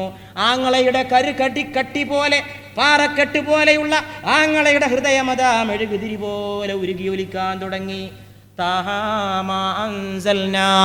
ചെന്നുകൊണ്ട് വാള് കയ്യിലുണ്ടായെന്ന് ഉമർ ചോദിച്ചു, ഇതിനു മുമ്പ് ആദ്യം ആരടി നിന്നോട് മുഹമ്മദിന്റെ കൂടെ പോകാൻ പറഞ്ഞു? എന്നെ ഉപദ്രവിക്കരുത്, ശ്രദ്ധിച്ച് കേൾക്കണം. ഓത്തങ്ങനെ പുരോഗമിച്ചപ്പോൾ ഈ മെഴുകുതിരി പോലെ ഈ ഹൃദയം അങ്ങ് ഉരുകി ഒലിച്ചപ്പോ ഉമർ റളിയല്ലാഹു അൻഹു തന്നു, അതൊന്ന് എൻ്റെ കയ്യിൽ തരുമോ? തങ്ങളെ ഞാനും ഒന്ന് കാണട്ടെ, ഞാനും ഒന്ന് ചൊല്ലട്ടെ. പെങ്ങൾ പറയുന്നു, സാധ്യമല്ല, ശുദ്ധി ചെയ്യണം. ശുദ്ധി ചെയ്യാത്തവൻ ഇത് പാരായണം ചെയ്യാൻ സാധ്യമല്ല. അങ്ങനെ ഉമർ റളിയല്ലാഹു അൻഹു ശുദ്ധീകൃതനായിക്കൊണ്ട് അത് ഏറ്റെടുത്തുകൊണ്ട് ആ സമയത്ത് പ്രിയപ്പെട്ട സഹോദരങ്ങളെ മാറി ചെല്ലുകയാണ് മഹാനായ ഉമർ റളിയല്ലാഹു അൻഹു. അല്ലാഹുവിൻ്റെ റസൂലിൻ്റെ സന്നിധിയിലേക്ക് ഓടിയണയുന്നു. ആ വരവ് കണ്ടപ്പോൾ സഹാബത്ത് പേടിച്ചു. സഹാബത്തിന് സംശയമായി. മുഹമ്മദിന്റെ തലയെടുക്കുമെന്ന് പറഞ്ഞ ഉമറദ വാള് വീശിക്കൊണ്ട്, കൈവീശിക്കൊണ്ട് നടന്നു വരുന്നു. സഹാബത്ത് റസൂലിന്റെ ചുറ്റും കൂടി, ഇതാ കാക്കണം ഹബീബിനെ. നമ്മുടെ ഹബീബിന്റെ ശിരസ്സെടുക്കാനാണോ ഉമറിന്റെ വരവ്? എങ്കിൽ ഉമറിന്റെ കയ്യിന്റെ വാളിൽ നിന്ന് അള്ളാന്റെ റസൂലിനെ കാക്കേണ്ട ചുമതല നമുക്കാണെന്ന് പറഞ്ഞുകൊണ്ട് പാവപ്പെട്ട യുവാക്കളായ സഹാബത്ത് റസൂലിന്റെ മുമ്പിൽ വലയം സൃഷ്ടിക്കുകയാണ്. ഉമർ വന്നുകൊണ്ട് വിളിച്ചു പറയുന്നു, ഞാനിതാ വന്നിരിക്കുന്നു, അങ്ങയുടെ തലയെടുക്കാനല്ല, എൻ്റെ തല അങ്ങേക്ക് സമർപ്പിക്കാൻ. അഷ്ഹദു അല്ലാ ഇലാഹ ഇല്ലല്ലാഹ് വഅഷ്ഹദു അന്നക റസൂലുള്ളാഹ്. അപ്പോഴുമുണ്ട് പക്വമതിയായ ഹബീബ് പൂർണ്ണചന്ദ്രനെ പോലെ ആ മുഖത്തൊരു ചെറിയ പുഞ്ചിരിയും ഉമറിനെ കൊണ്ട്. അല്ലാഹുവേ, ഈ ദീന് ശക്തിപ്പെടുത്തിയ അങ്ങേ അല്ലാഹുവേ, നിനക്കെൻ്റെ സ്തുതി, നിനക്കെൻ്റെ സ്തുതി. ഉമർ റളിയല്ലാഹു അൻഹുവിൻ്റെ കുടുംബം ഇന്നും ലോകത്ത് ജീവിച്ചിരിപ്പുണ്ട്. ഞാൻ ഈയിടെ ഡൽഹിയിൽ പോയപ്പോൾ ഉമർ റളിയല്ലാഹു അൻഹുവിൻ്റെ ഒരു പൗത്രനെ കാണാൻ വേണ്ടി വളരെ പാടുപെട്ടു. ആ ചോരൊന്ന് കൈകൊണ്ട് തൊടാൻ, ഈ പുലിക്കുട്ടിയുടെ രക്തം ഓടുന്ന തടിയെ ഒന്ന് കാണാൻ. രാവിലെ സുബ്ഹിക്ക് ഡൽഹിയിലെത്തിയിട്ട് വളരെ രാവിലെ ഞാൻ സുബ്ഹി നിസ്കരിച്ച് അങ്ങനെ നടത്താൻ തുടങ്ങി. കേട്ടുകേൾവി ഉണ്ടായിരുന്ന ഒരു അഡ്രസ്സ് പ്രകാരം ജമാ മസ്ജിദിൻ്റെ അടുത്തു കൂടി അങ്ങനെ പോയി ഷാജഹാൻ ഉണ്ടാക്കിയ ഡൽഹിയിലെ ഷാഹി മസ്ജിദ് നല്ല സുഖമല്ല ഡൽഹിയിലൂടെയൊക്കെ പോകാൻ, പരിചയമുള്ളവരൊന്നുമില്ല, സുഖമായിട്ട് ഒറ്റയ്ക്ക് ഇങ്ങനെ നടന്നു പോകാൻ ഒരു ബുദ്ധിമുട്ടുമില്ല. നാട്ടിലാണെങ്കിൽ അത്ര പെട്ടെന്ന് നടക്കാൻ കഴിയില്ല. ബോംബെയിലാണെങ്കിൽ പോലും മലയാളികൾ വന്നിട്ട് ഇങ്ങനെ സലാം ചൊല്ലും. ധാരാളം മലയാളികളുടെ നഗരമാണ് ബോംബെ. ഡൽഹി അങ്ങനൊന്നുമില്ല, നമ്മളങ്ങനെ പോയാൽ മതി. പഴയ പഴയ ചരിത്രം ഇങ്ങനെ അയവിറക്കിക്കൊണ്ട് ജഹാംഗീറിൻ്റെ, ഷാജഹാൻ്റെ ഓർമ്മകൾ, ഔറംഗസീബ് ആലംഗീർ റഹ്മത്തുള്ളാഹി അലൈഹിയുടെ ഇന്ത്യൻ സിംഹാസനത്തിൽ ഒരു വലിയ ഒറ്റ സമയത്തെ ഇരുന്നിട്ടുള്ളത് ഔറംഗസീബാണ്. ഒരു വലിയ ഇരുന്നത് ഔറംഗസീബ് ആലംഗീർ ചക്രവർത്തിയുടെ കൂടെ ഓർമ്മകളുമായിട്ട് ഞാൻ അങ്ങനെ പോയി. എവിടെ മനുഷ്യൻ എനിക്കറിയില്ല, ഡൽഹിയിലുണ്ട്. ഒരു കിതാബിൽ ഞാൻ വായിച്ചിട്ടുണ്ട്, ജീവിച്ചിരിപ്പുണ്ടോ എന്ന് പോലും അറിയില്ല. കിതാബ് ഒരു 10 കൊല്ലം മുമ്പ് എഴുതപ്പെട്ട, അപ്പല്ലെങ്കിലോ ഞാനങ്ങനെ പോയി ജുമാ മസ്ജിദിൻ്റെ അടുത്തുനിന്നൊരു ഊട് വഴിയുണ്ട്, ചിത്ലി ഖബർ എന്ന് പറയും. ചിത്ലി ഖബറിലൂടെ അങ്ങനെ പോയി. ഔലിയാക്കളുടെ മക്ബറകൾ നിറഞ്ഞ നാടാണത്. ഓർത്തങ്ങനെ മുന്നോട്ട് പോയി. ചോദിച്ചു ഈ വീടും പരിസരവും ചോദിച്ചു. അങ്ങനെ ചിത്ലി ഖബറിൻ്റെ ഉള്ളിൽ കൂടി അങ്ങനെ പോയി. ഒരുപാട് ഈ അങ്ങാടി എന്ന് പറഞ്ഞാൽ അങ്ങാടി തന്നെയല്ലേ സകല തിരക്കും. അങ്ങാടിൻ്റെ ഉള്ളിൽ ഇങ്ങനെ കവലകളാണ്. വീട് തന്നെ റോട്ടുമലായിരിക്കും. ആടിങ്ങനെ പോവുണ്ടാവും. ഈദുൽ അദ്ഹാൻ്റെ സമയമാണ്. ജമാ മസ്ജിദിനടുത്ത് നല്ലൊരു ആട്ടുംകുട്ടികൾ, ഞാൻ അത്ര നല്ല ആട്ടുംകുട്ടികൾ എവിടെയും കണ്ടിട്ടില്ല. ഇതൊരു ചുരുക്കുള്ള ആട്ടുംകുട്ടികൾ മൈലാഞ്ചിട്ടിട്ട് കൊണ്ടുവന്ന് ഇങ്ങനെ നിർത്തിയിരിക്കുക ഉദ്ഹിയത്തിന് വിൽക്കാൻ. നല്ല രസം.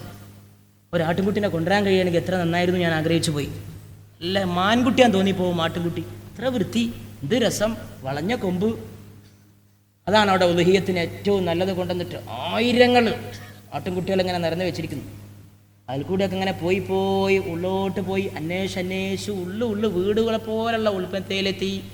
അവിടെയുണ്ട് ഒരു കൂരക്കകത്ത്, ഒരു മസ്ജിദിൻ്റെ അകത്തിരിക്കുന്നു 85 വയസ്സുള്ള ഒരു മഹാൻ, മൗലാന സയ്യിദ് അബുൽ ഹസൻ ഫാറൂഖി ഉമർ ഫാറൂഖിൻ്റെ കുടുംബത്തിൽ പറഞ്ഞ 85 വയസ്സുള്ള മനുഷ്യൻ. ഞാനിങ്ങനെ ചെന്നിട്ട് ആദ്യം കുറേ ഉറ്റുനോക്കി. ആ രക്തം വില്ലാളി വീരൻ്റെ രക്തമാണ്. ആ രക്തം അള്ളാഹുവിൻ്റെ ഹബീബിൻ്റെ റസൂലിൻ്റെ കൂടെ നടന്ന ഉമർ ഫാറൂഖിൻ്റെ രക്തമാണ്. വില്ലാളി വീരൻ കൈവീശിക്കൊണ്ട് നടന്നു പോകുമായിരുന്നു. ആ മഹാനായ മനുഷ്യൻ്റെ അടുക്കിലേക്ക് ഞാൻ ആദ്യം കണ്ട അദ്ദേഹത്തിൻ്റെ പേരക്കുട്ടിയാണ്, മെഡിക്കൽ കോളേജ് വിദ്യാർത്ഥി. അങ്ങനെ അത്ഭുതപ്പെട്ട ഉമർ ഫാറൂഖിൻ്റെ പൗത്രൻ, മെഡിക്കൽ കോളേജിലെ വിദ്യാർത്ഥി, ദീനുള്ള ചെറുപ്പക്കാരൻ. കുറേ സംസാരിച്ചു. ഉമ്മാനെയും പെങ്ങളെയും കൂട്ടിയിട്ട് ബീഹാർക്ക് പോവാണ്, ഡൽഹിയിൽ നിന്നേ. പക്ഷേ കേരളത്തിൽ നിന്ന് വന്നൊരു അതിഥികൾക്ക് എന്നെ കണ്ടപ്പോൾ എല്ലാം ക്യാൻസൽ ചെയ്തു. ഞാൻ അപ്പോൾ പോണില്ല എന്ന് പറഞ്ഞു. എൻ്റെ കൂടി ഒരുപാട് സംസാരിച്ചു. വല്ലിപ്പാനെ കാണാൻ പോയി. ഉമറുല്ലാഹിൻ്റെ 85 വയസ്സുള്ള പൗത്രൻ. കുറേ സംസാരിച്ചു. പിന്നുള്ളതൊന്നും ഞാൻ പറയണില്ല, അതൊക്കെ എൻ്റെ ജീവിതത്തിലെ മധുര മുഹൂർത്തങ്ങളാണ്. ഞാൻ പറഞ്ഞിട്ട് എൻ്റെ രസം നഷ്ടപ്പെടുത്തുന്നില്ല. ജീവിതത്തിലെ മധുരങ്ങളാണ് അതൊക്കെ. അതേ മധുരമുള്ളൂ, വേറെയൊന്നും മധുരമില്ല. എന്നോട് പറഞ്ഞു, എഴുതിക്കൊണ്ടിരിക്കുകയാണ്. 100 കണക്കിന് കിതാബ് ഇപ്പം തന്നെ എഴുതിയിട്ടുണ്ട്. ഞാൻ അവിടുന്ന് മടങ്ങിയതൊരു ബണ്ടിൽ ഗ്രന്ഥങ്ങളുമായിട്ടാണ്. ഉറുദു അവരെഴുതിയ സകല കിതാബിൻ്റെ ഒരു ബണ്ടിൽ എനിക്ക് സമ്മാനിച്ചു. അതിങ്ങോട്ട് കൊണ്ടുവരാൻ തന്നെ ബുദ്ധിമുട്ടി. എഴുതാത്ത വിഷയങ്ങളൊന്നുമില്ല, സകല കാര്യങ്ങളെ പറ്റിയും. ഇപ്പോൾ ഒരു കിതാബ് എഴുതിക്കൊണ്ടിരിക്കുകയാണ്. നിസ്കരിക്കാൻ പള്ളിയിൽ പോവും, തിരിച്ചു വരും, എഴുതും, പിന്നെയും പോവും, എഴുതും. മക്കളൊക്കെ ഓരോ നാട്ടിലാണ്. ഒരു മോള് മദീനയിൽ, ഒരു മോള് മക്കത്ത്, ഒരു മോള് അഫ്ഗാനിസ്ഥാനിൽ. അതുകൊണ്ട് ബാധ്യതകളൊന്നുമില്ല. അങ്ങനെ ഇരുന്നിട്ട് എഴുതാണ്. കുടുംബങ്ങളൊക്കെ ഇൻ്റർനാഷണൽ ഫാമിലിയാണ്. ഉമറുല്ലാഹിൻ്റെ അതേ സ്വഭാവം പലയിടത്താണ്. അങ്ങനെ എന്നോട് പറഞ്ഞു, ഞാൻ ഇമാം അബൂ ഹനീഫയുടെ ജീവചരിത്രം എഴുതുകയാണ്. ഒരുപാട് കൊല്ലായി തുടങ്ങിയിട്ട്. കിതാബിൻ്റെ പേരെന്താണെന്ന് ചോദിച്ചു. ഞാൻ വളരെ അതപോടെ ഇമാമുൽ അഇമ്മ, ഇമാമീങ്ങളുടെ ഇമാം എന്നാണ് കിതാബിൻ്റെ പേര്. നിങ്ങൾ ദ്വാരക്കണം അതൊക്കെ പൂർത്തീകരിക്കാൻ എന്നോടേ. ഞാൻ പറഞ്ഞു, നമ്മളോട് നിങ്ങളെന്ത് ദ്വാരക്കാൻ പറയണം. ഉമറിൻ്റെ പൗത്രനെ, അള്ളാഹുവിൻ്റെ റസൂലിൻ്റെ വലങ്കയ്യായി ജീവിച്ച ഉമറുൽ ഫാറൂഖിൻ്റെ പൗത്രനെ, അങ്ങയുടെ ദുആക്ക് വസിയത്ത് ചെയ്യാനാ കേരളത്തിൻ്റെ മലപ്പുറത്തെ കോട്ടക്കുന്ന് ഡൽഹിയിലെ ഈ ഉൾഭാഗത്ത് ഞാൻ വന്നിരിക്കണത്. പിന്നെ എനിക്ക് പണി പകലൊക്കെ എവിടെയെങ്കിലും പോയാൽ രാത്രി മനുഷ്യൻ്റെ അടുത്ത് വന്നിരിക്കലായിരുന്നു. മധ്യപ്രദേശിലൊരു പൗത്രനോട് പറഞ്ഞു. എനിക്കിതിൽ പ്രത്യേക ഒരു താല്പര്യം തന്ന ഒരു കാരണമുണ്ട്. എൻ്റെ ഇമാമാണ് ഹസ്രത്ത് സയ്യിദുനാ മുജദ്ദിദ് അൽ ഫഥാനി ഖദ്ദസല്ലാഹു സിർറഹുൽ അസീസ്. ആ മുജദ്ദിദ് ഉമർ ഫാറൂഖിൻ്റെ പൗത്രനാണ്. അവരെ കുടുംബ പരമ്പരയാണത്. ഞാൻ അവരെ പറ്റി കുറേ കാലമായിട്ട് ഇങ്ങനെ പഠിച്ചുകൊണ്ടിരിക്കുകയാണ്. ആ താല്പര്യം, ഈ 2 താല്പര്യം കൂടി ഒന്നിച്ച് ചേർന്നപ്പോൾ അതൊരു വലിയ താല്പര്യമായി. ഭോപ്പാലിലാണ് ഇവരുള്ളതെന്ന് അറിഞ്ഞു. ഞാൻ ഭോപ്പാലിലേക്ക് വണ്ടി കയറി. എനിക്കൊരു പരിചയമില്ല. ഭോപ്പാലിലേക്ക് വണ്ടി കയറിയിട്ട് പോണ പോക്കിൽ വഴിയിൽ വെച്ചിട്ട് ഭയങ്കര പനി പിടിച്ചു. ഉഷ്ണം കൊണ്ട് കണ്ണട വെച്ചിട്ടുണ്ടെങ്കിൽ കണ്ണടയുടെ കാല് ചൂട് പിടിച്ചിട്ട് കണ്ണട മുഖത്തുനിന്ന് എടുത്ത് വെക്കുന്ന ചൂടായിരുന്നു അന്നവിടെ, ആളുകൾ മരിക്കണ ചൂട്. ആ സമയത്ത് ചൂട് കൊണ്ട് ഭയങ്കര പനി. വണ്ടിയിൽ കിടന്നിട്ട് ഇങ്ങനെ ഉറക്കാൻ തുടങ്ങി. എവിടുക്കാ പോകണമെന്നറിയില്ല, എവിടെ എത്തേണ്ടതെന്നറിയില്ല, ആരുമില്ല. അവസാനം ഭോപ്പാലിന് വണ്ടി ഇറങ്ങിയപ്പോൾ റെയിൽവേ സ്റ്റേഷനിൽ ബെഞ്ചിൻ്റെ തറയിൽ വീണ് പോയി. കുലുങ്ങി പനിച്ചിട്ട് ആകെ വിഷമിച്ചു പോയി. ഉമർ റളിയല്ലാഹുവിൻ്റെ പേരക്കുട്ടിയെ തെരഞ്ഞിട്ട് ഭോപ്പാലിൽ പോയിട്ട് ആര് പറഞ്ഞുതരാനാ? മന്ത്രിയോ രാഷ്ട്രീയ നേതാവാണെങ്കിൽ എല്ലാവരും അറിയും. ഇത് ഏത് കൂരയിൽ എവിടെ പോയിരിക്കണമെന്ന് ആരറിയാൻ? പക്ഷേ അള്ളാഹുവിൻ്റെ മാർഗത്തിലാണ് യാത്രയെങ്കിൽ ആ യാത്ര പരാജയപ്പെടില്ല എന്ന് ഞാൻ മനസ്സിലാക്കിയത് എന്നാണ്. വല്ലദീന ജാഹദൂ ഫീനാ ലനഹ്ദിയന്നഹും സുബുലനാ. ആരാണ് നമ്മുടെ വഴിയിൽ പരിശ്രമിക്കുന്നത് അവർക്ക് നമ്മുടെ വഴി നാം കാട്ടിക്കൊടുക്കുമെന്ന് പരിശുദ്ധ ഖുർആനിൽ അല്ലാഹു റബ്ബുൽ ഇസ്സത്ത് പ്രഖ്യാപിക്കുന്നു. ഞാനങ്ങനെ പോയി, എനിക്കൊരാളെ കിട്ടി. കണ്ടാൽ പഴയ അതിർത്തി ഗാന്ധില്ലേ, ഖാൻ അബ്ദുൽ ഗഫാർ ഖാൻ, അങ്ങനെ തന്നെ തോന്നും.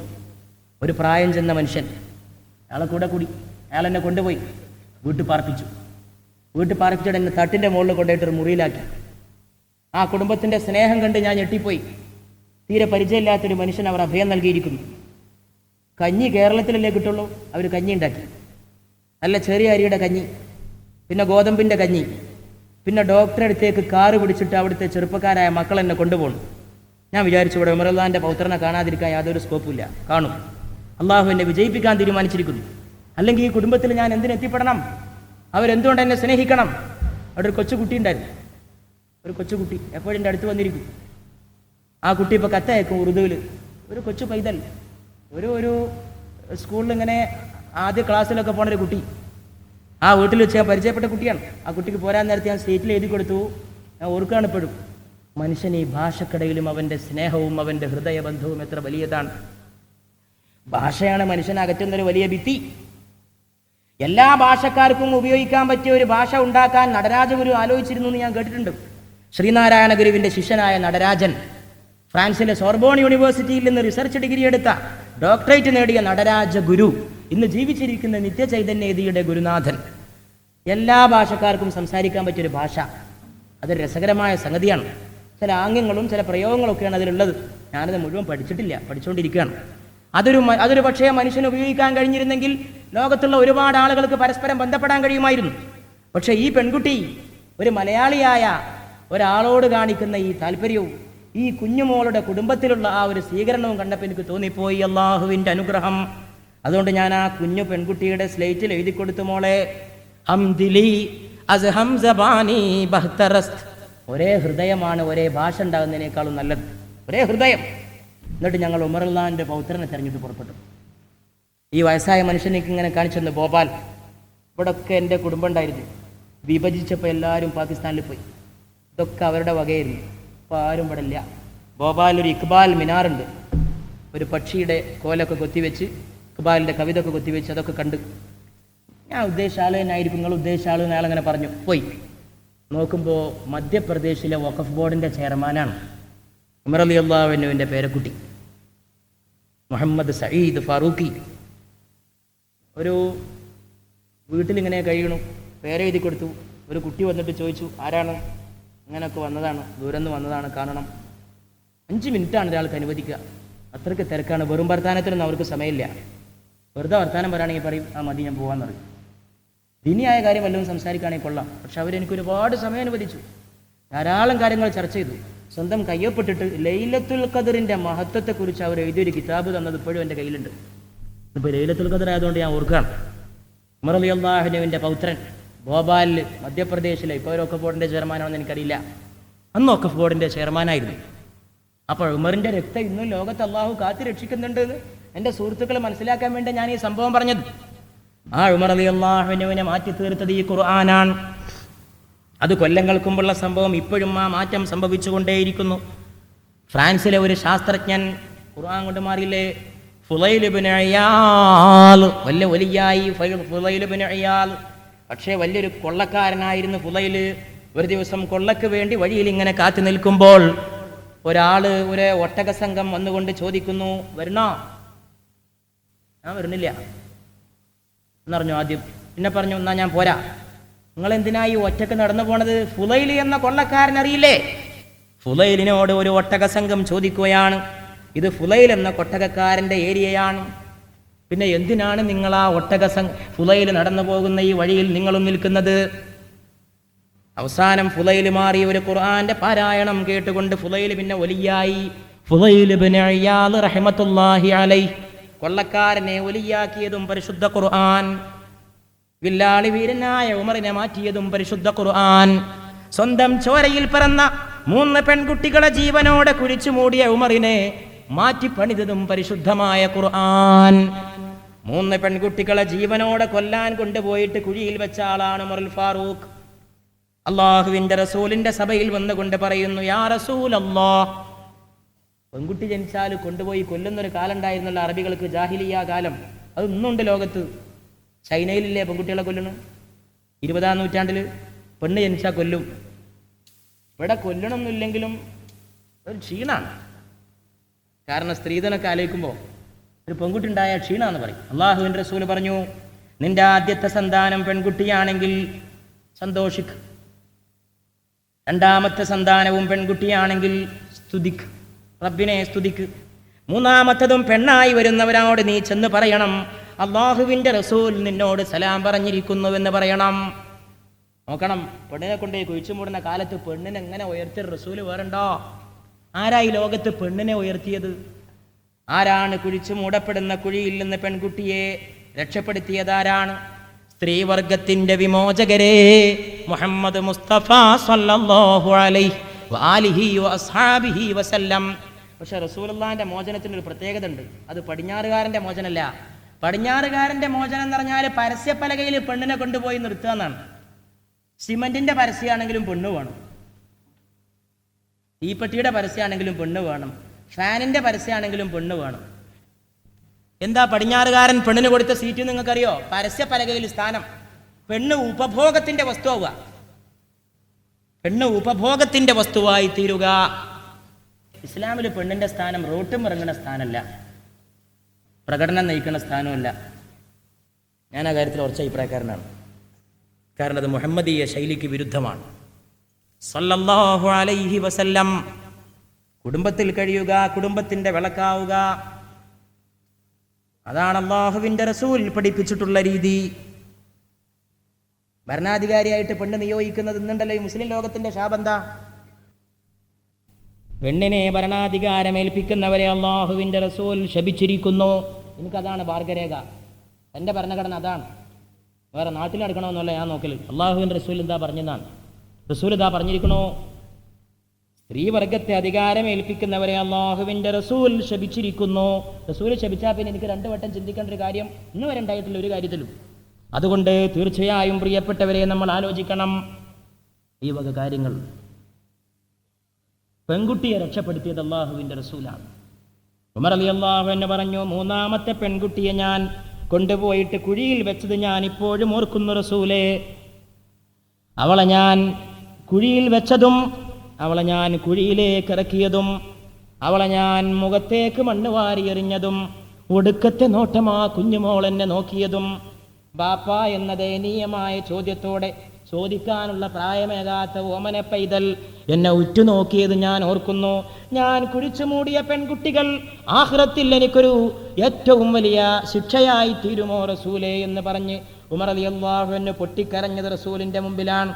പക്ഷെ റസൂല് പറഞ്ഞു, നിങ്ങൾ ഇസ്ലാം വിശ്വസിച്ചതോടെ ഉമറെ അതൊക്കെ അള്ളാഹു കഴുകി കളഞ്ഞിരിക്കുന്നു. പക്ഷേ ഉമർ റളിയല്ലാഹു അൻഹു പിന്നെ ആരായി? നടന്നിങ്ങനെ പോകുമ്പോൾ ഒരു വീട്ടിൽ നിന്നൊരു വിളക്ക്, ഞാൻ ചുരുക്കി സംഭവം പറയാം, വിളക്ക് ഇങ്ങനെ കത്തുന്നു കാണുന്നു, കരച്ചിൽ കേൾക്കുന്നു, അടുത്തു പോയി നോക്കുന്നു, ഒരാണുണ്ട് ഇങ്ങനെ പുറത്ത് നിന്നിട്ട് അങ്ങോട്ടും ഇങ്ങോട്ടും നടക്കുന്നത് വിഷമിച്ച് അസ്വസ്ഥനായി. അകത്തുനിന്ന് പെണ്ണിൻ്റെ കരച്ചിൽ. ഉമർ റളിയല്ലാഹു അൻഹു ചോദിക്കുന്നു, എന്താണ് സംഭവം? എൻ്റെ ഭാര്യ പ്രസവ വേദന കൊണ്ട് പുളയുകയാണ്, അവളെ ശുശ്രൂഷിക്കാൻ ആരുമില്ല. അയാൾക്കറിയില്ലായിരുന്നു ഈ വന്ന ആൾ ഭരണാധികാരിയായ ഉമറാണ്. ഒരു രാത്രി വഴി തെറ്റി വന്ന യാത്രക്കാരനായിരിക്കും എന്ന് വിചാരിച്ചു. എൻ്റെ ഭാര്യയുടെ പേരെടുക്കാൻ ആരുമില്ല, ഞാനൊരു പെണ്ണിനെ വിളിക്കാൻ പോയാൽ അവിടെ ആരാണ്? അവൾ ഒറ്റക്കാവും, വല്ല അപകടവും സംഭവിക്കും. വഴി ഉമർ റളിയല്ലാഹു അൻഹു പറഞ്ഞു, നിങ്ങളിവിടെ നിൽക്കി, ഞാൻ ഇപ്പോൾ വരാൻ പറഞ്ഞു. വീട്ടിലേക്ക് കടന്നു ചെല്ലുന്നു. അർദ്ധരാത്രി വാതിലിൽ മുട്ടുന്നു, ഭാര്യയെ വിളിച്ചുണർത്തുന്നു.